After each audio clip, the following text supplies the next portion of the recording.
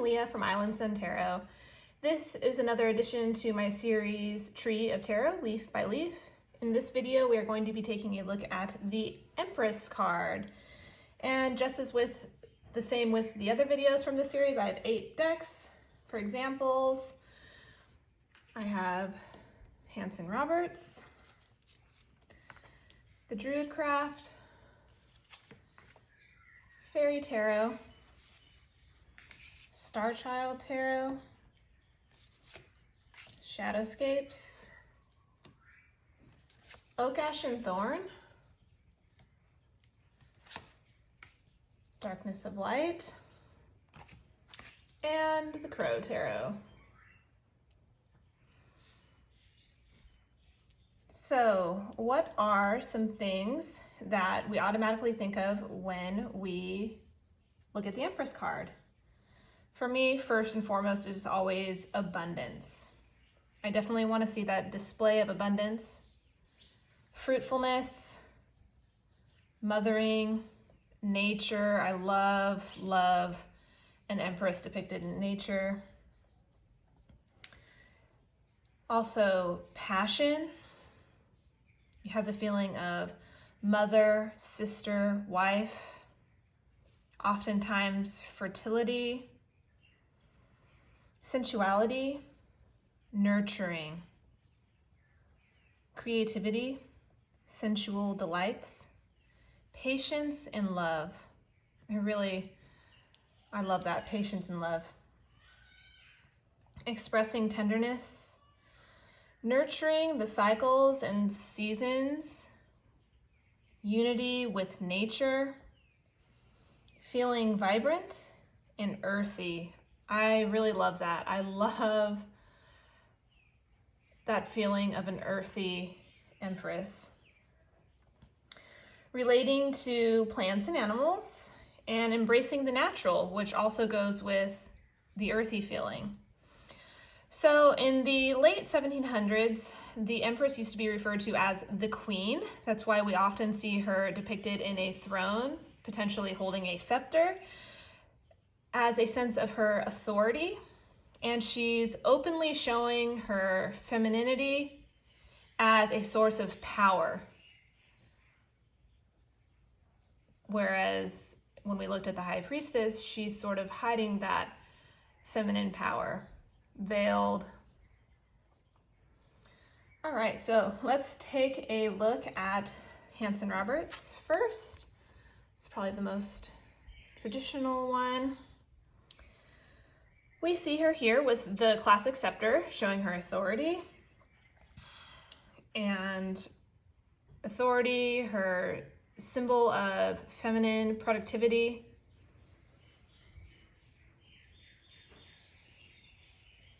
And then we also see some wheat growing here from the bottom and a harvest behind her. Here the throne really takes up a lot of the card, but this deck is really close up, so you're really just looking at the person here. Still very beautiful. I love her headdress. It looks like some sort of laurel leaf and then almost like the stars.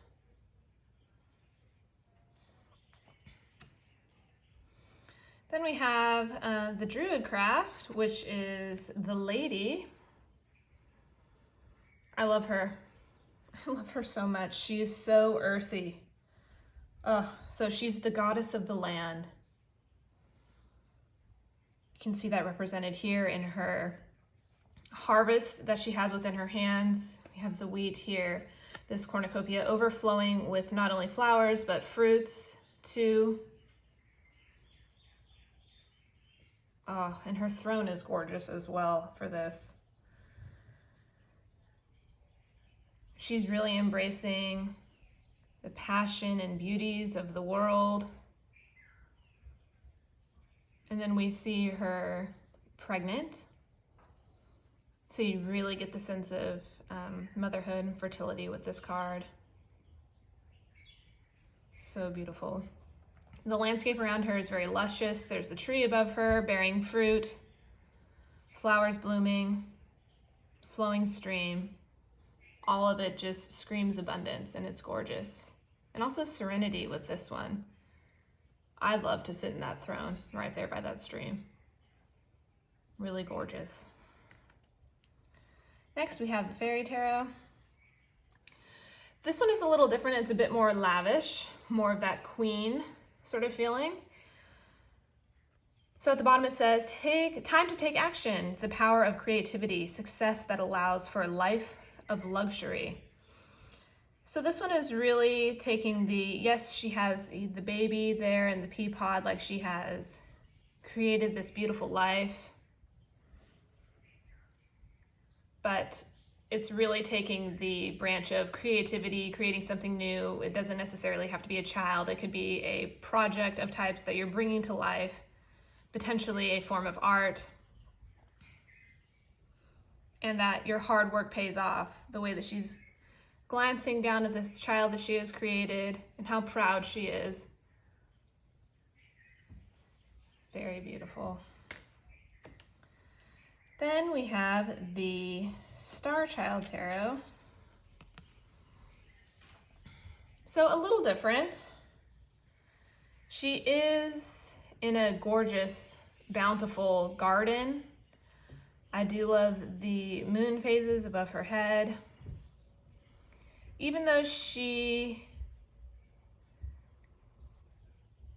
may not look overly pregnant like on the DruidCraft, she still is so feminine, and I love the power that she's holding above each hand.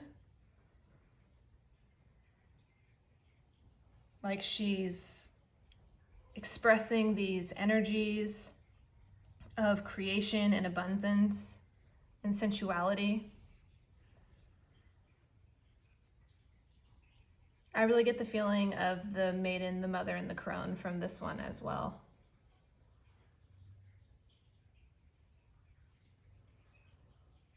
Gorgeous. Then next we have Shadowscapes. Bring this in as close as I can.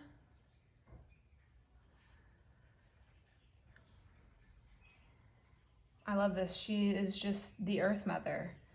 The butterflies are creating this kaleidoscope around her, but it's as if the butterflies are bringing her the harvest to her basket that she's grasping to her body like a child. She's already crowned in ivy, yet in her hand she's also grasping a crown of flowers, potentially jasmine maybe. In her basket she has the wheat, various different fruits and vegetables. She's deeply tied to nature. And I also love how she's standing on this sort of bent over tree with the roses beneath. She's so gorgeous, so at one with all the elements, the earth, the air with the butterflies. She does have wings there folded back. Ah, she's beautiful.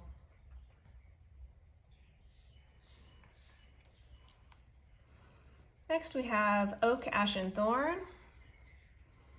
with these lovely rabbits. So I love how the tree stump here is as if it's her throne. And then we do have the scepter here hidden amongst some vines with grapes. Her children play in the forest.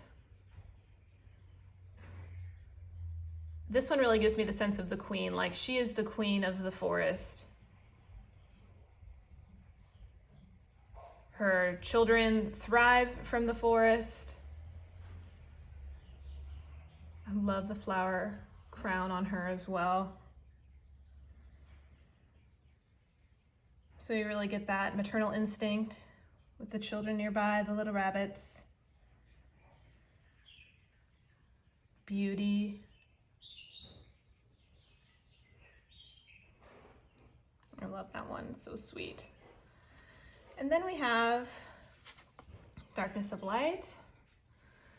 This one is a little hard to see, but she is sitting in a forest. I love the light behind her. It gives you the sense that it's a happy, peaceful forest. She seems quite tranquil as she's playing the harp. She's drawing in these small birds. There are fish in the water. It's very hard to see, I'm sorry. But they're all drawn to her patience. Again, with the feeling of the goddess of fertility, the animals surrounding her. We have the fish representing water, the sea, the birds representing air. She is in a forest, it's very earthy. So beautiful.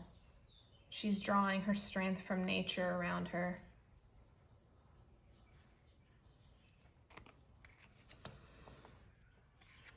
And then the Crow Tarot. We have a beautiful crow flying over an abundant forest. You see the fruit there. This feeling really gives you the connection to the earth. This is this crow's domain. The earth, the forest, the stream. And the guidebook does talk about a pure, loving spirit, which I think is just absolutely gorgeous for this.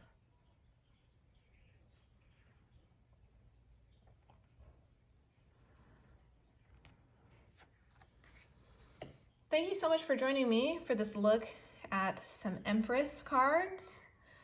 And as with the other videos, I would love to see some comments below about some of your favorite Empress cards, which decks they come from, potentially why it's your favorite. And this is definitely a card that when I get a new deck, I want to see this card. There are a handful in the minors that I definitely look at, but this is one of the cards that I'm really looking forward to, that I really want to see depicted correctly. And it kind of sets the tone a little bit for me. So, all right. Thank you so much for watching. Bye.